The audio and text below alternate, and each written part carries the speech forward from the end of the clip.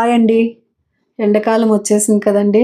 మనకి ఎప్పుడైనా ఒళ్ళు వేడనిపిస్తే నేనిప్పుడు చూపించే ఈ పాయసాన్ని ఒక్కసారి మీరు తీసుకున్నారంటే ఎంత హీట్ ఉన్నా ఒక్క నిమిషంలో తగ్గిపోతుందండి.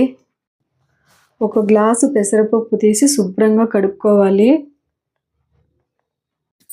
తగినన్ని నీళ్లు పోసి 3 విజిల్స్ వచ్చేంత వరకు ఉడికించుకోవాలి. తర్వాత మనము సేమియా, బాదం పప్పు, ద్రాక్ష, జీడిపప్పు, బెల్లము పొడిగా కూడా దొరుకుతుందండి ఇప్పుడు, లేదా ఉంటగా ఉంటే కట్ చేసుకున్నాము.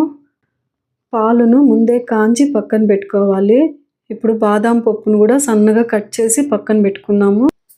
ఇప్పుడు పప్పు ఉడికిపోయి ఉంటుంది, తీసి పక్కన పెట్టి పెనం పెట్టుకున్నాము. నెయ్యి వేసి బాదం పప్పు, జీడిపప్పు లైట్గా వేయించి పక్కన తీసుకోవాలి.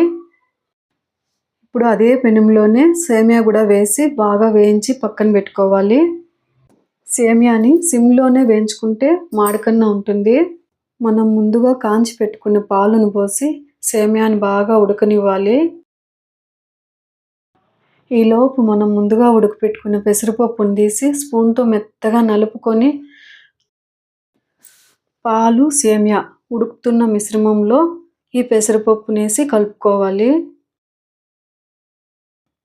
సేమియా ఉడికి ఇంకా దించేస్తాం అన్న మూమెంట్లో మన రుచికి తగ్గ బెల్లం వేసుకొని కొద్దిగా సాల్ట్ వేసుకుంటే స్వీట్ బాగా బ్యాలెన్స్ చేస్తుంది. ఇదే స్టేజ్లోనే మనం ముందుగా వేయించుకున్న ద్రాక్ష, మామిడి పప్పు కూడా వేసి కలిపేసుకుందాము. కాసేపు ఉడకనించి స్టవ్ ఆపేద్దాము. ఇప్పుడు మా లక్కీ టేస్ట్ చూసి చెప్తాడు.